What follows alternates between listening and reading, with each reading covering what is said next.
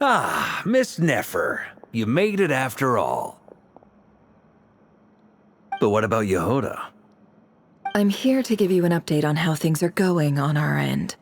Once this is over, I'll be heading straight back to continue my work. I left Yehoda back at the curatorium to watch over things while I'm gone. Huh. So much for just this once.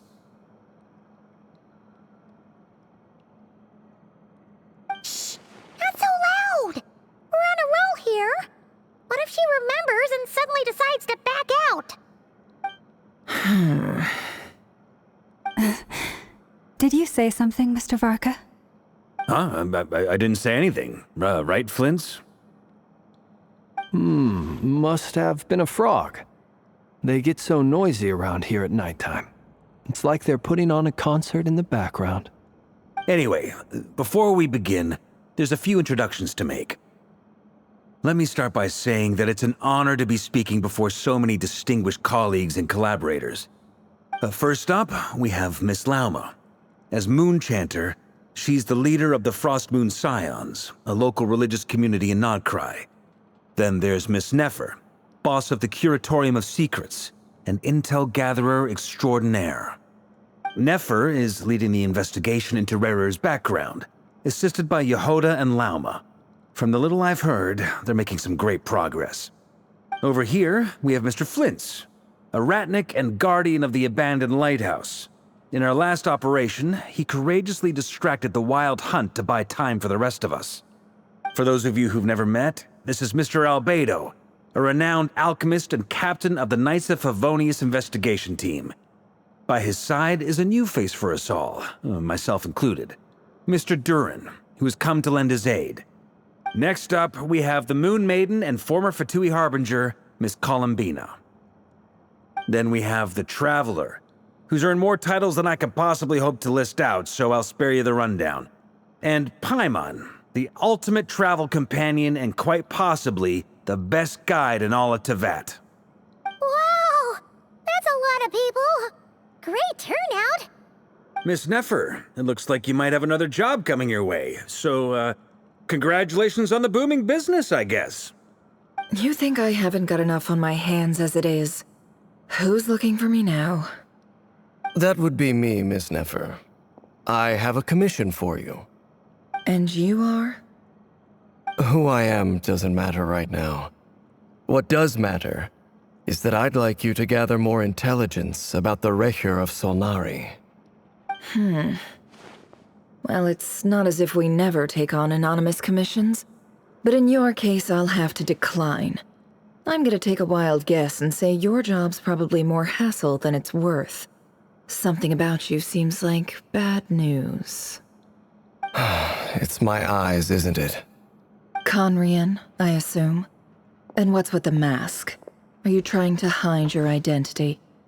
In any case, the fact that you're even still alive raises an awful lot of questions for me. My name is Dainsleif.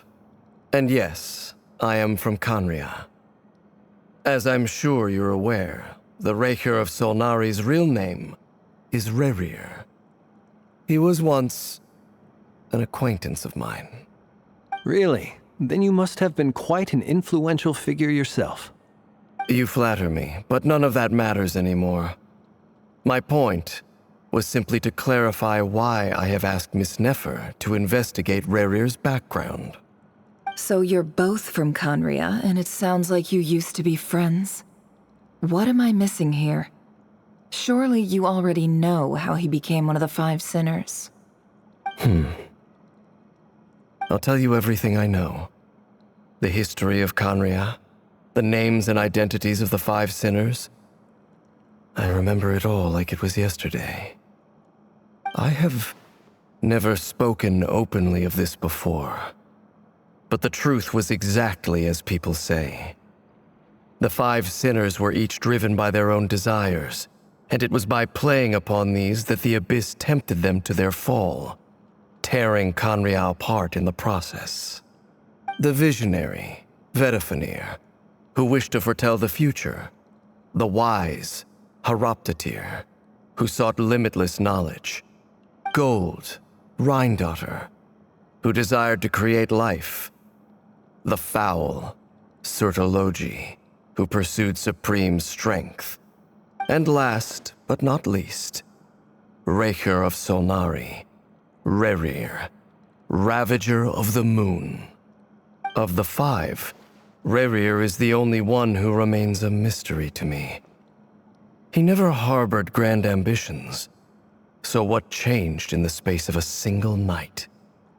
How did he come to fall like the others? In other words, you're saying that his change came as a shock to you, and you have no idea what actually happened? That's right.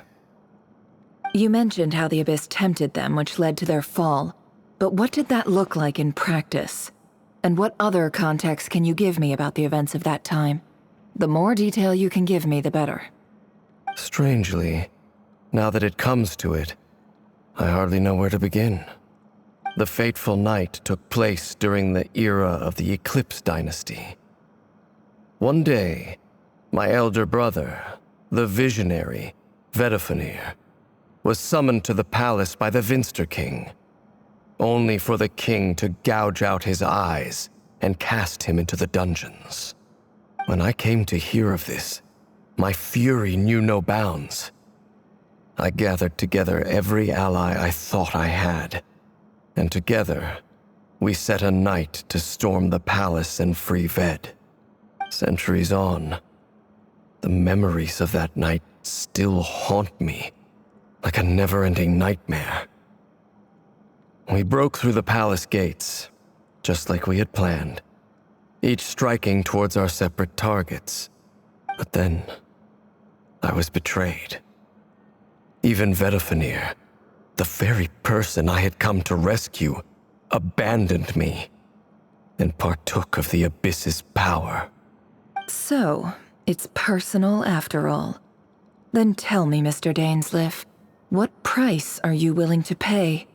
You, of all people, must know that nothing comes for free.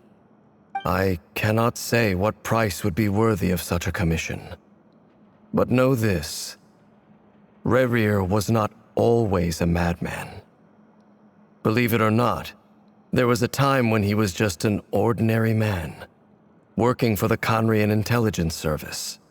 Uncovering the truth of Rerir's past is the only way to unravel this mystery. But before you decide if you will accept my commission, I will tell you more about him. Enough, I hope, to help you plan your next move. Sounds pretty good to me. Feels like we just flagged down a random passerby, only to discover he's actually a master strategist who has a score to settle with our enemy. Can I borrow your halo? It could be useful in the lighthouse. Hey, enough with the wisecracks! Besides, isn't that lamp of yours bright enough already? Relax. It was meant to be a compliment. If that was a little over the top for your liking, I'll make sure to tone it down next time. I'll give your proposal some serious thought, Mr. Dainsleif. Let's speak in private once the meeting is over. Before that, there's a few things I'd like to share.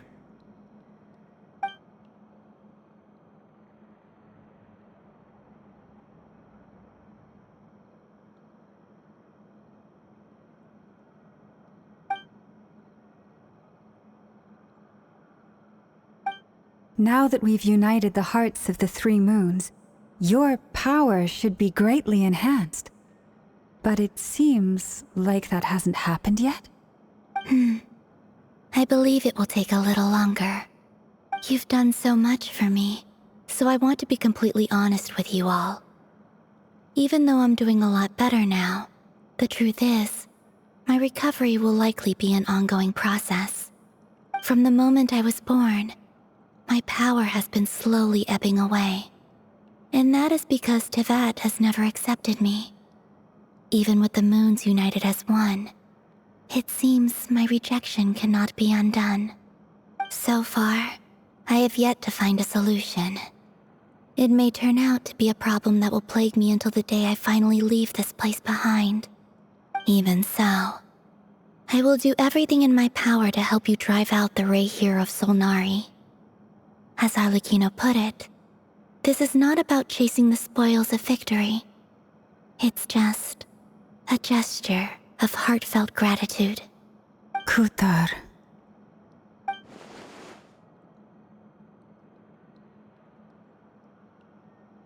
Defeating the Ray here of Solnari will be no easy task.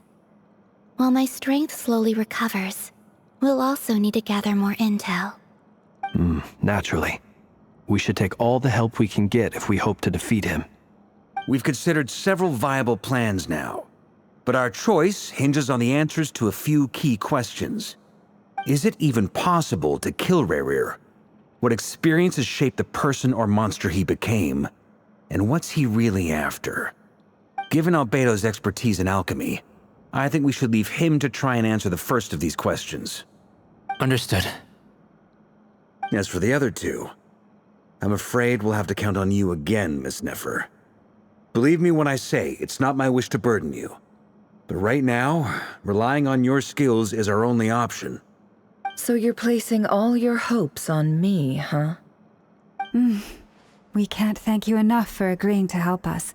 Honestly, I can hardly believe how lucky we are. You sure have a talent for changing your tune, Miss Moonchanter. Timid like Yehoda one moment, then flinches insincere flattery the next. Ladies, please. I must object to your portrayal of me. That's all. Feel free to keep bickering. Just pretend I'm not here. I almost don't want to leave this room. I'm curious to see how this plays out. I have faith in you, Miss Nefer. Something tells me you'll stand by us until the very end. Oh? And what makes you so sure of that? What if I suddenly decide that my compensation is insufficient? This isn't about the money. I can sense that you've got a deep-seated distaste for Rerir. And knowing you, that alone is motive enough. Look at them getting along so well. Like two peas in a pod. And I'm the one they accuse of insincere flattery. There is no justice. Miss Lauma, you have to understand something. Unlike you, I don't actually enjoy having everyone's hopes on my shoulders. Is that right? Well, maybe the fact that I'm willing to put my hopes in other people says more about me than you. But the fact is, I also trust you. And that's because I know that you're someone we can count on. Anyway, we've got our plan, so let's get moving. Mr. Dainsleif, let's talk. And Traveler, once we're finished, if you've nothing else planned, I'd like you to come with me. This whole experience is teaching me a lot. For instance, I now know that when other issues come up in the future, I'll have far more luck getting Lauma to convince Miss Nefer than trying to do it myself. Hate to say it, friend, but that's one of the funniest things I've heard in a while. Why? You think I've got it wrong? Quite the opposite. But what makes it so hilarious is how long it's taken you to realize.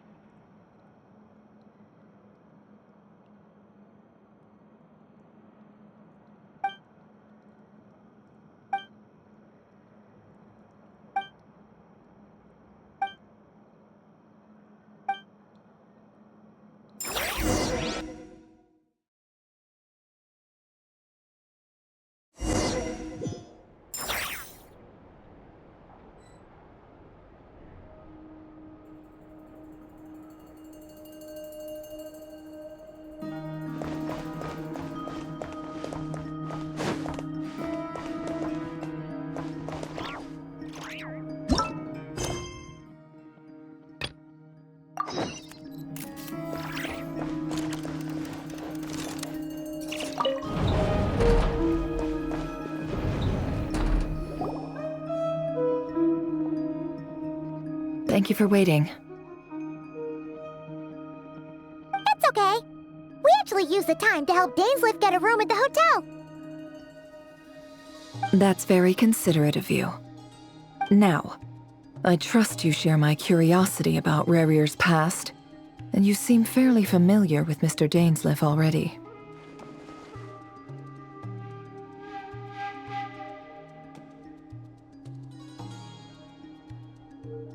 We spoke at some length after the meeting.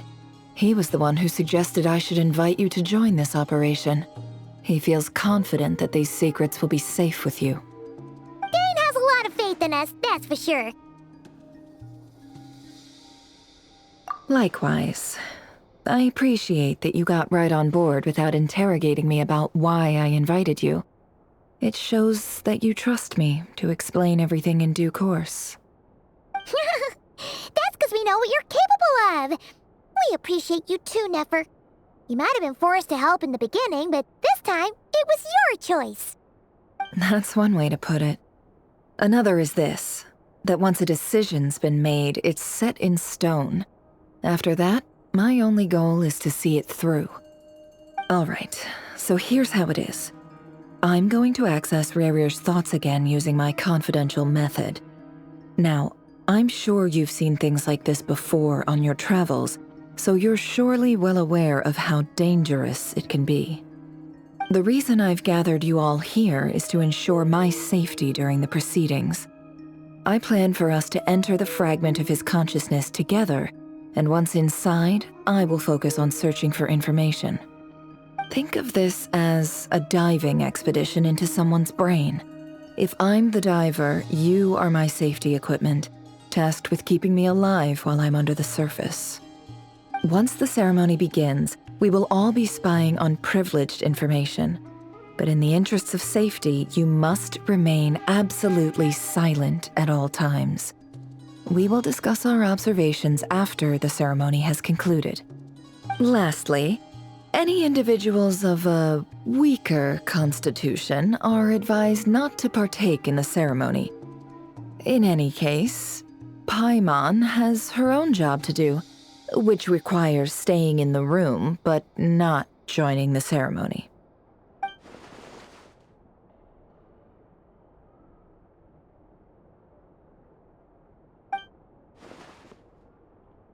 Well, good luck, everyone.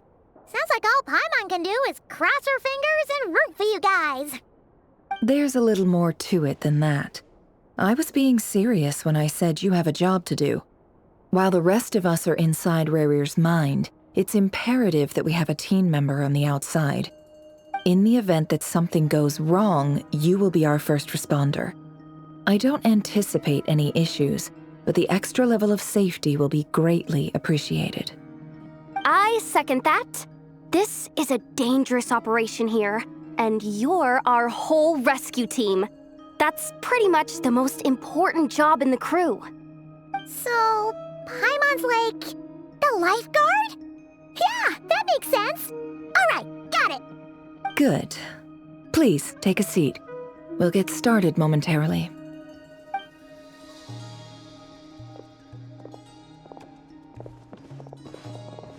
So, did Mr. Dainsleif tell you anything else?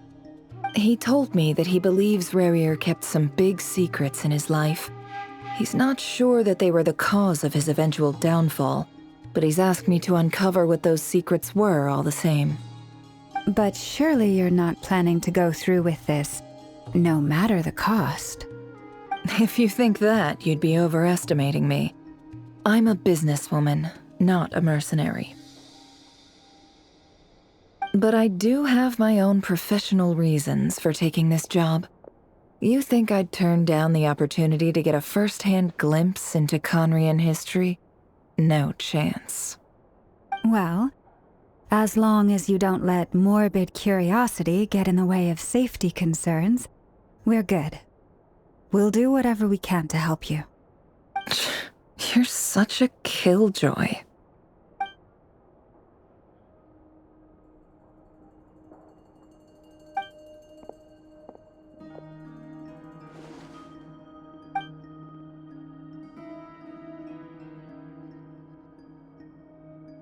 All right, I'm good to go. All set over here too. Promise wonderful. All right. Let your whole body relax. We're about to begin. Close your eyes.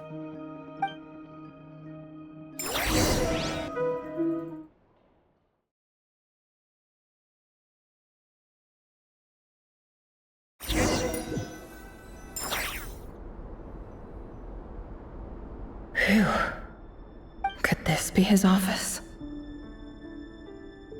Pretty standard setup. Bookshelves, paperwork, files.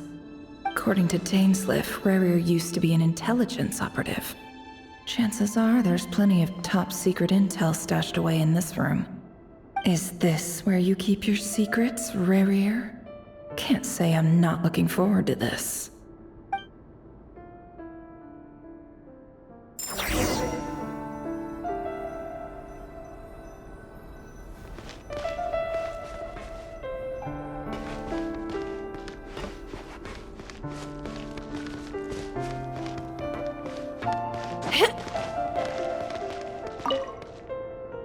Bookshelves full of documents. Looks like these are all files, packed with the personal details of individual Conrians. The Crimson Moon dynasty preceded the eclipse. Since Rarier worked as a secret agent during the latter, it stands to reason that he was tasked with purging remnants of the old dynasty. Yep, lines up exactly with what Dainsliff told me.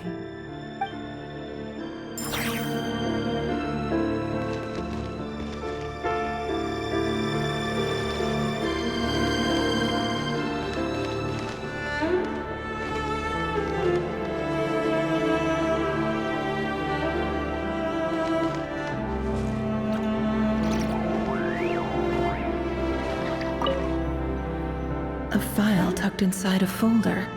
The title reads, Dear Breakfast Shop Owner. It's a list of names. But at this stage, I have no idea who any of them even are.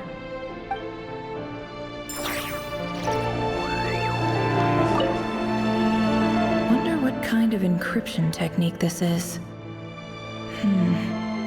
Seems like it has to be inserted into that camouflage device nearby. Aha! It's an audio recording. Please, hear me out. I can't shake this feeling that someone's been spying on our house. No, I'm not being paranoid. It's true. I saw someone dressed in all black. It was a couple of days back, but that was on another street, not near my house. I swear, I know what I saw! There's a note in the margin.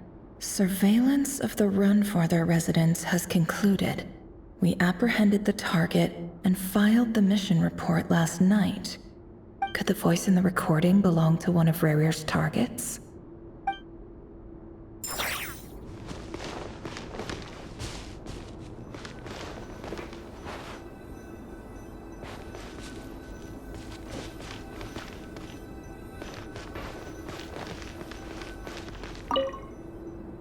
A box containing a ring inlaid with a precious gem. Must be for his girlfriend.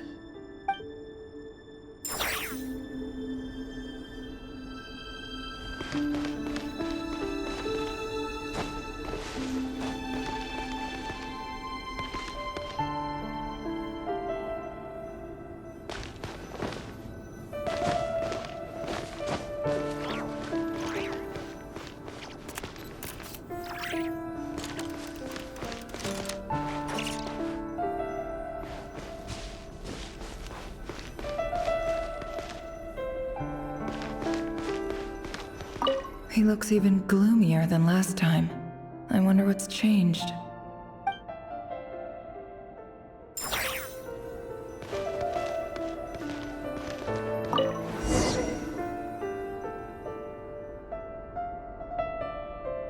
Today's files are in. Time to wade through them, just like usual.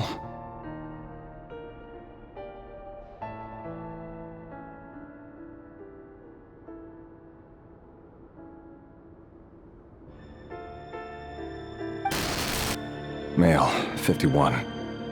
Occupation, cook. Confirmed Crimson Moon descendant.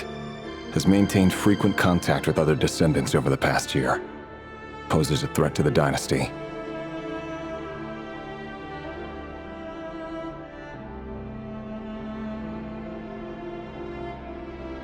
Neutralized.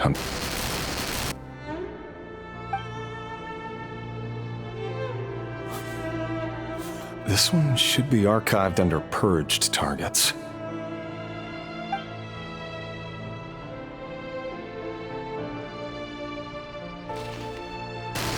Female, 23. Occupation, office clerk. Confirmed Crimson Moon descendant.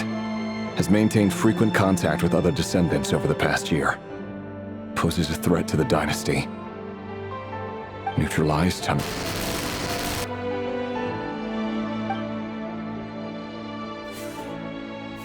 Another one for purged targets. Sounds like she was that other man's daughter. Never mind. What's it got to do with me?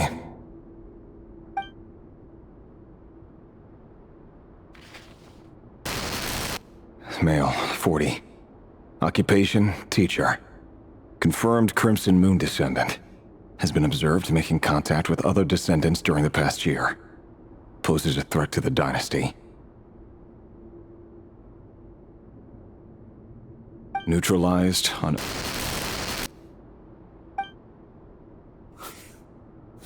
Just another nobody for the archive. Come to think of it, I remember surveilling this man. A case like his never would have been considered a priority in the past. Huh.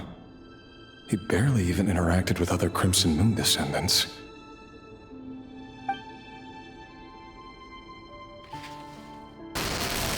Female, 16.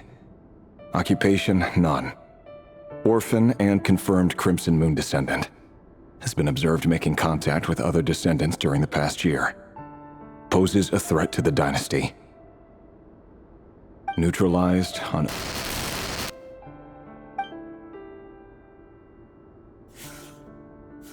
Filed. I have no recollection of this girl. None whatsoever. She doesn't seem to be anyone important, but then again, how many of them really are?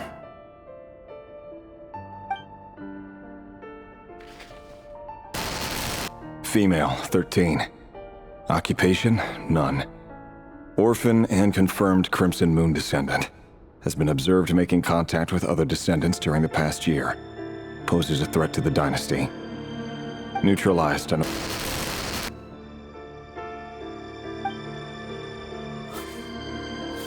Filed.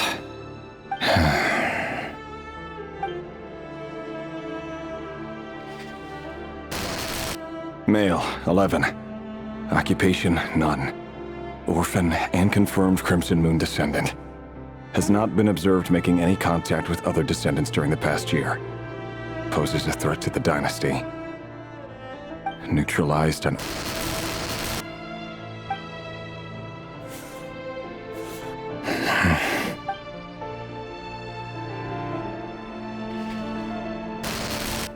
Male, 6. Occupation, none. Orphan and confirmed Crimson Moon descendant. Poses a threat to the dynasty.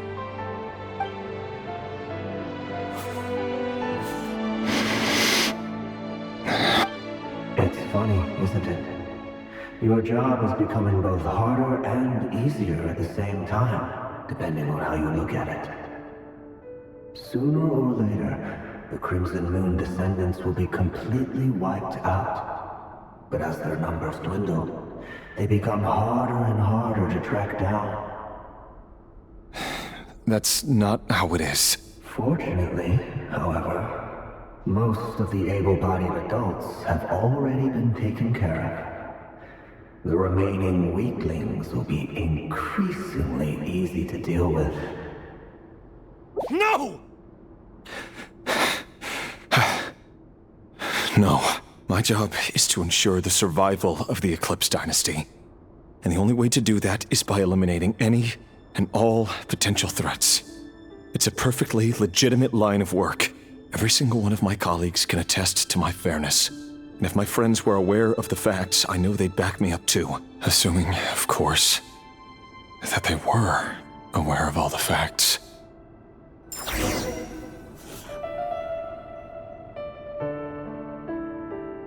He looks even gloomier than last time. I wonder what's changed.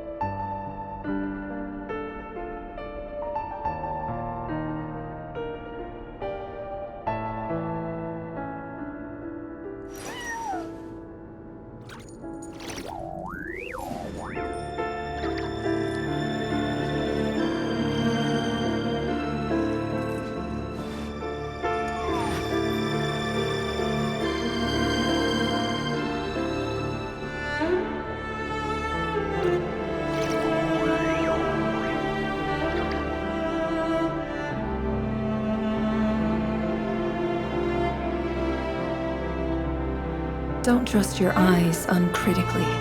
People only see what they want to, so don't be your own fool.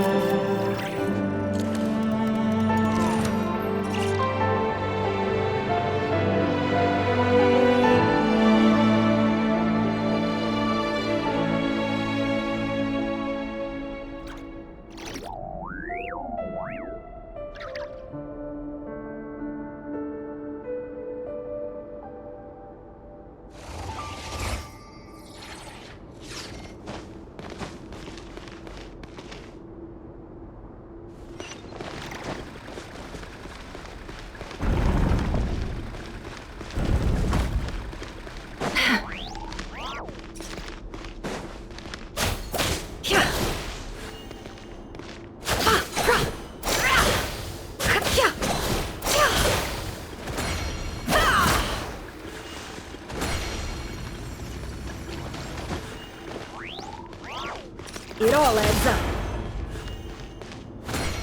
No more lies.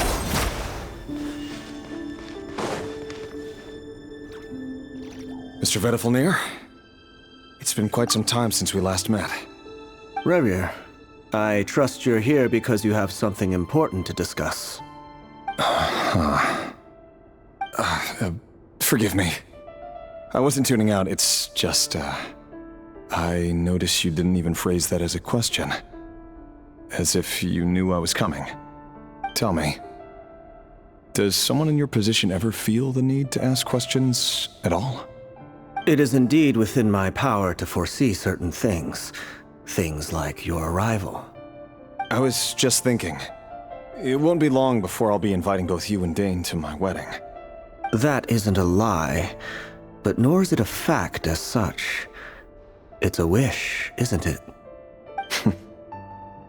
No fooling a prophet, is there? Ever since that day we met for drinks, I knew it was only a matter of time before you came looking for me. Does it feel good? Knowing how the future will unfold. I'm afraid the notions of good and bad fail to capture the complexity of what such a power entails.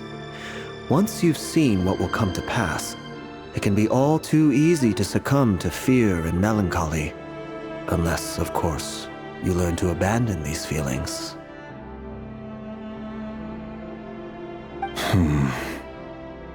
You fear my silence, and long to hear the words I left unspoken that day. That's right. You must have noticed my reluctance to broach the subject. And the reason is simple. Because the truth could never have lived up to your hopes. For both our sakes, such words are better left unsaid. The burden of prophecy was never meant for your shoulders. So who exactly do you deem worthy to hear your prophecies? None but our exalted king? Or rather, our king as he once was. You're closer to his majesty than I am. You must know better than anyone how much he's changed. You say that as though it is to my benefit. Yet precisely because of that, I dare not speak rashly. A king can turn out to be the most virtuous of rulers, or a tyrant more terrible than the most vicious of dragons. You are so wise and far-sighted, yet still you would have me live in fear of the unknown? You make a fair point. Especially given my silence alone was all it took to send you spiraling downwards. Very well then. Let me offer you some advice. And I say this not as a prophet or a visionary, but simply as the brother of your friend. For many reasons, there is very little chance of your marriage ending in happiness. If happiness is what you seek, you should find another fiancé.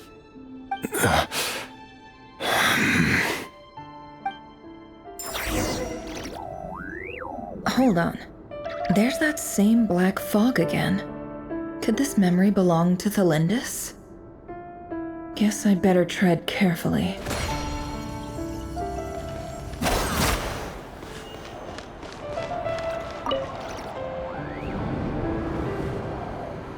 Wait. Hear me out. This time we finally got a clear look at his face and learned his true identity. His name is Rayrir, and he claims to be one of the king's guards. What did you say? A cruel irony, isn't it? The man you're set to marry leads a double life as a brutal executioner. Why are you telling me all of this now? Simple. It's because I want you to kill him. You are the only person he would never suspect. No, absolutely not. I would never dream of doing such a despicable thing. So you'll just stand by and watch him slaughter us to the last? Do not forget that the blood of the Crimson Moon flows in your veins too. The blood of the Crimson Moon? What does that matter now? The dynasty has long been dead and gone. You think that alone is reason enough for me to throw away everything I have? Why wouldn't it be? You two were once a child of the Crimson Moon, just like me. Don't tell me you've never felt so much as a flicker of fury for the way we were trampled into the dust. As long as you promise to abandon this pipe dream of restoring your dynasty, I can try to persuade him. Or have him persuade the Vinster King. Persuade the Vinster King? Do you even know why he's so obsessed with hunting us down? Why he keeps trying to force us to hand over our secrets? Over and over again? Or why we refuse to give up on restoring the dynasty? The Vinster King. A blind fool. His eyes clouded by powers from beyond this world. A petty little man with a miser's heart. And he dares to sit upon the throne? Mark my words. Sooner or later, Conria will fall. And it will be his doing. If you can't bring yourself to do it, so be it. Just you watch. It won't be long before calamity descends upon us all. The Rayrir of Solnari. That really is quite a secret you've been keeping from me, Rayrir. But who am I to talk? Am I really any better? I've kept my own past a secret this whole time, too. Love should be built on honesty. But ours was born from lies. And yet, is it really so wrong to hide things that would only make life harder? If we don't cover up the parts that no one else should see, how can we go on pretending to be normal? Vedifulnir must have known all this. And that's why he made his prophecy. In the end, nothing stays hidden forever.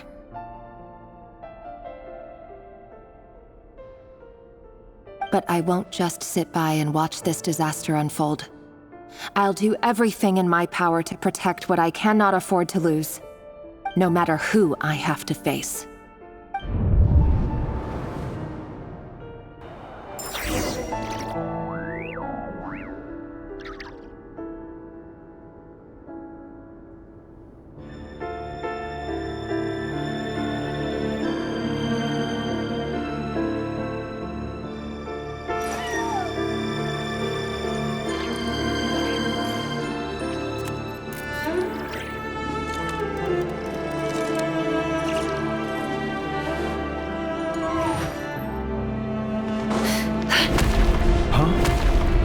that Rerir who just walked past the window?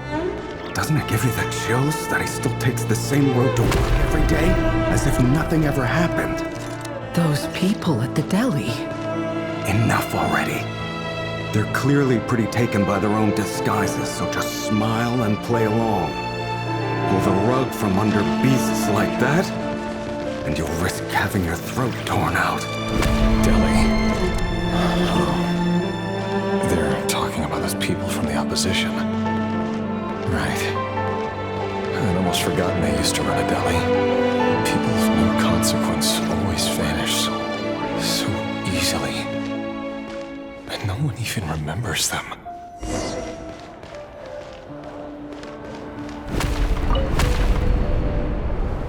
But surely you can see he's not the man he pretends to be! So many have died already, and they say that the king's madness grows with each passing day. We're not going to survive this, are we? But why does it have to be this way?